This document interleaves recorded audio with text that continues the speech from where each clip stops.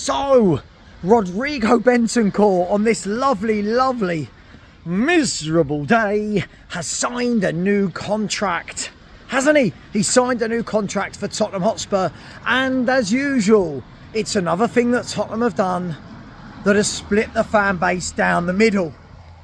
Now let's look at this. Obviously. Is Rodrigo Bentancur an amazing midfielder that has to play every game and he's one of the best in the league? No, he is not. Is Rodrigo Bentancur a seasoned pro, a professional who gets his job done and does a job? Yes, you would say that he is very much that footballer. But, why are fans annoyed? Well, listen, I am somebody who has said we desperately need a number 8. We desperately need number 8, and that's, in my opinion, we need a ball-playing midfielder who gets on the ball, makes the game tick, keeps the game moving over, and you know what? Controls the tempo. Somewhat of a conductor in midfield, should we say. And I don't think we've got anyone that can do that. Everyone says, oh, what about Savva? What about Gray? What about Bergvall?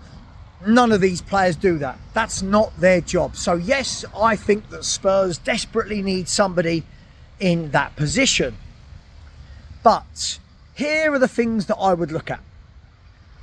One, and these are only my opinions, again, as always on my channel, my opinion, nothing else. That's all it is before people lose their minds. How dare a Spurs fan turn their camera on and give their opinion? Oh my gosh, the devil, you are the devil's work, Savva. Well, let's have a look at this, shall we? And apologies for the camera going all over the place. It is pissing down with rain and I am trying to stay dry. Let's have a look at this, shall we? If Rodrigo Bentancur doesn't stay, one, the contract runs down and Spurs retain zero value in the footballer. That will be another scenario that we've seen before where Tottenham lose a player on a free or for pennies because we didn't safeguard against such actions. So from that point of view, it makes sense. I.e., you give the man a free 4-year contract, whatever it is he signed. If anyone wants to come in and buy him now, we can still sell him, but we make 25-30 million as opposed to nothing.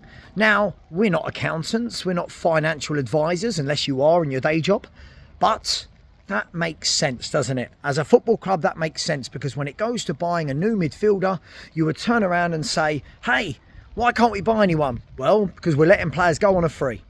So from that point of view, I get it. B, is he the worst midfielder in the club? No, he is not.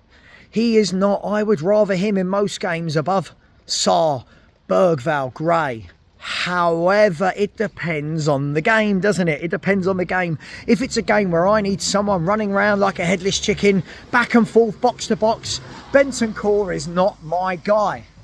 If I need somebody who can put their foot on the ball, keep the tempo moving but slowly, then Bentancur is my guy. Now, I think we need better, as I said, and I think we need someone who can move the ball quicker, because Bentancur slows it down just a tad too much for my liking. But so far, the midfielders that are around him, they also can't do that. C. Let's look at point C. Rodrigo Bentancur is the only senior permanent footballer at Tottenham. Now, listen to the word in there. Senior and permanent. Now, Paulinho is a senior midfielder at Tottenham, but as of yet is not a permanent Spurs player. So, by letting Rodrigo Bentancur go, if we did right now, you would have one senior player on loan and loads of kids in midfield. And we're a Premier League and a Champions League football team. You can't just have youth players all over the place. You can't just have Sarr at, 21, 22, Bergvall and Gray at 19 and say, go on lads, go on, run games of football.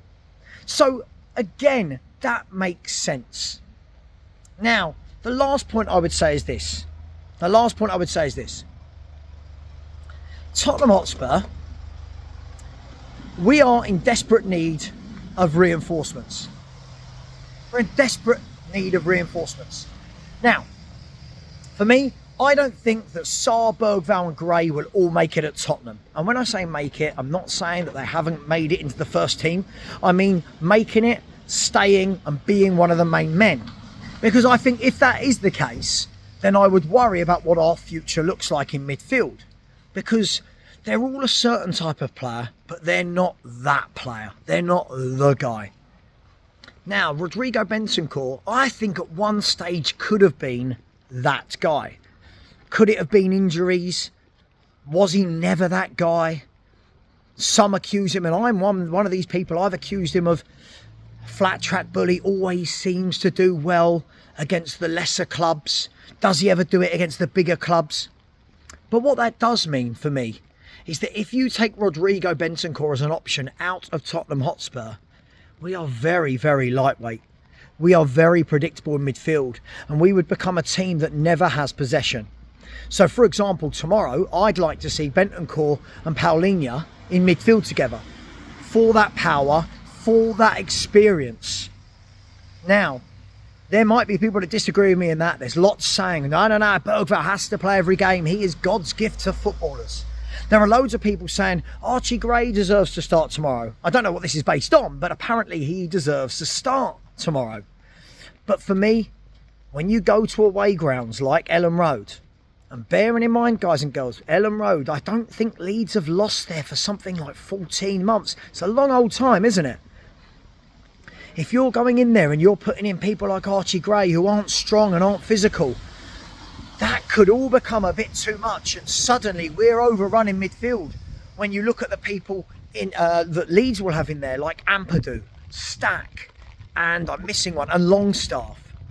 So I think we need to be very careful about what we wish for.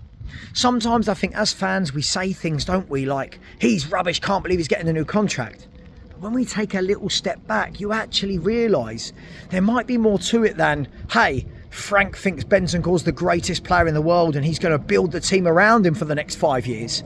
Or is it just the case that he wants to retain some revenue? He wants to retain some money back into the club, and he feels that he's the best option he's got at the moment. Look, I don't know. As I said, I've always thought Bentancur for me is a 7 out of 10 player. No more, no less. And you always hear me say that sentence, don't you? No more, no less. I think he's a decent midfielder. I think he has his brilliant games. He has his terrible games. And I think when a player is that inconsistent, that is why I would give them a 7 out of 10. The top players, they're 8s and 9s and 10s out of 10 because they're consistent. So all in all, Bentancur signs a new contract. I don't think it's the end of the world. I don't think there's a big drama. I think it is what it is. And I think at the end of the day, there are bigger problems at Tottenham Hotspur right now. So I'm going to leave it there, and I'm going to ask you this question. How much do you rate Bentancur? Would you have given him a new contract? If not, why not? If you would have and you agree with the club, why do you agree with the club? Just remember, not everything has to be a big drama. So I'm going to leave it there. Enjoy your evenings. I'll be back tomorrow for a live watch along starting at about 11 a.m. for a kick-off at 12:30. Leeds United versus Tottenham Hotspur. You know what? I'm about to go and get drenched. Take care. And as always, come on, you Spurs.